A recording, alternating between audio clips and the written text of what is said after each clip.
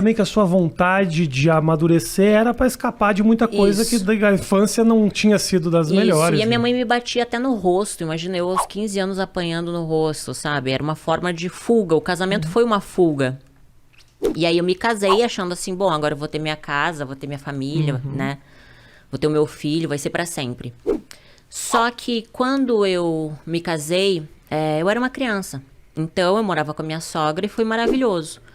Aos 21 anos, quando a gente foi morar sozinho, eu e ele, a gente comprou um apartamento, eu me vi uma criança cuidando de outra criança, mimada, porque minha sogra me mimava, eu não sabia cuidar da casa. Então eu brigava por causa de um copo de água na pia, uma toalha em cima da cama, sabe? Então, nosso casamento virou um inferno, porque eu não sabia ser uma boa esposa, eu não sabia. Pô, Eu tinha... difícil, você era uma criança. Eu era uma criança. E aí, aos 21 anos, só que ali, Rafa, a ambição cresceu dentro de mim. Porque eu comecei a ver as pessoas... Sabe quando você começa a ver o mundo? Pô, a pessoa tem carro. Eu quero ter um carro, sabe? Eu quero me vestir bem. Você começa a ver que existem pessoas que crescem financeiramente. Então, eu era coordenadora de RH de uma empresa de marketing promocional em Porto Alegre. Eu comecei como demonstradora no supermercado. E como eu sempre fui muito comunicativa e feliz, assim, sabe? A empresa que eu trabalhava me contratou como recepcionista, depois auxiliar do RH e depois coordenação do RH, mesmo sem faculdade.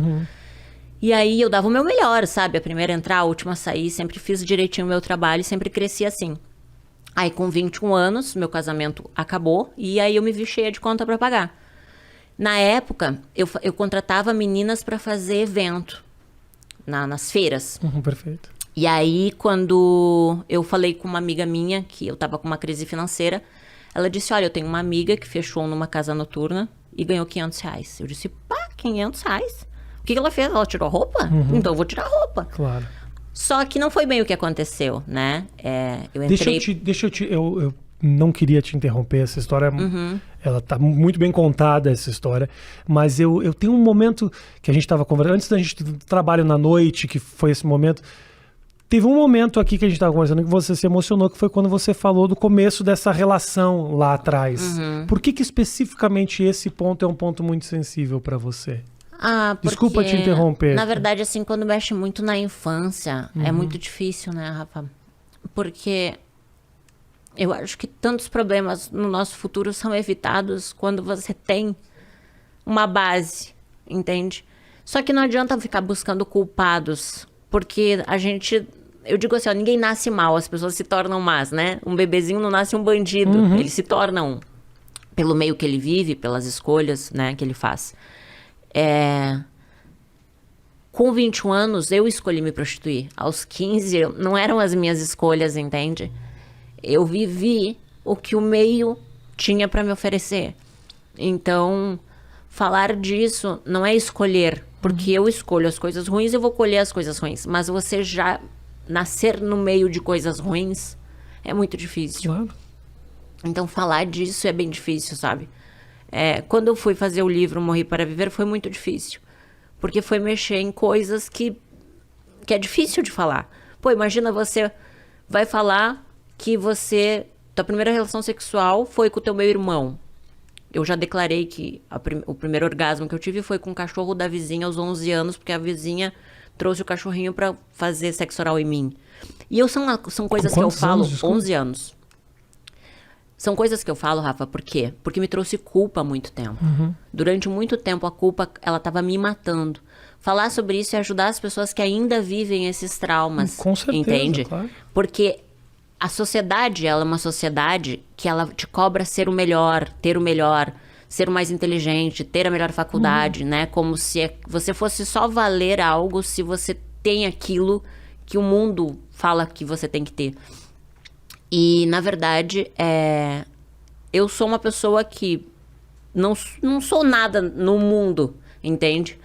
Mas eu entendi que, às vezes, quando a gente fala sobre determinados assuntos, você ajuda a curar feridas.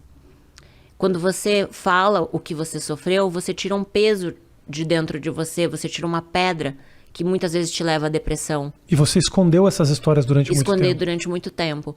Então, hoje eu entendo, eu escrevendo livro, fazendo acompanhamento com psicólogo, com psiquiatra, eu consegui entender que, na verdade, muitas das minhas emoções estão relacionadas à minha infância, né? Estão relacionadas aos meus traumas, à rejeição. Eu sempre tive muito medo da rejeição. Então, eu já rejeitava com medo de ser rejeitada. Eu não conseguia ter relacionamentos duradouros com homens, porque eu fui abusada sexualmente, então eu não conseguia confiar em homem. Então, eu vi que muitas coisas que aconteciam na minha vida era uma bagagem que eu levava, uma mochila nas minhas costas. Então, quando eu fiz o livro Morrer para Viver, foi justamente botar esse lixo para fora, sabe? Foi entender que, assim, eu não posso mudar o passado. Claro. Ele existe. Só que eu posso fazer novas escolhas, entende? Eu não sou aquilo. Eu vivi aquilo, sim. Por algum momento eu vivi e fui isso, mas hoje eu decido não ser mais. E acho que é importante que você também entenda que foi um passado duro, que não dá para simplesmente desconsiderar de que você realmente sofreu, porque não basta só você falar, é você também entender o significado. Me parece que o fato de você entender que o seu passado foi duro faz com que você consiga olhar para frente melhor, porque também só contar essa história de uma maneira quase que não tivesse acontecido com você, também não sei se daria o mesmo resultado. Eu acho, Rafa, que todos nós, a gente tem um propósito, sabe? No mundo, sabe? Eu acho que Deus é vivo, que Deus existe. E Ele dá essa oportunidade pra gente, assim, de aprender. Eu acho que tudo que a gente sofre, a gente aprende. E hoje, olhando tudo que eu passei, eu vejo que mesmo a dor ensinou. Talvez se eu não tivesse passado por tudo que eu passei, eu não seria a pessoa que eu sou hoje, entende? Eu não teria os valores que eu tenho hoje. Eu precisei sofrer, eu precisei passar por tudo isso. Quando hoje eu converso com uma mulher que já passou abuso e ela ainda não conseguiu perdoar, eu consigo saber o que ela sentiu, entende? Não é fácil perdoar. É muito difícil. Você tem a sede de vingança, eu costumo falar que quando a gente tá com mágoa, a gente tá tomando veneno esperando que a pessoa morra. Então você tá criando vários tipos de doenças, tanto psicológicas quanto físicas, por alimentar esse sentimento ruim. Todo pensamento negativo torna com que o teu corpo crie uma reação e aquilo vai fazer mal pro teu corpo, pra tua mente, pra tua vida trava. E você só você pode fazer as escolhas, entende, Rafa? Você pode aceitar ou não, você tem que escolher. Todos os dias você vai plantar algo e a semente, ela não vai dar o fruto naquele dia. Talvez você vai colher daqui 10, 15, 20 anos aquilo que você plantou. Claro. Então, a gente tem que ter autorresponsabilidade também. E aprender a se perdoar. Porque a gente não é obrigado a saber se vai dar certo ou não. A gente vai ter que passar por aquilo. Às vezes a gente acerta e às vezes a gente erra. Então, a vida é um privilégio. Sim.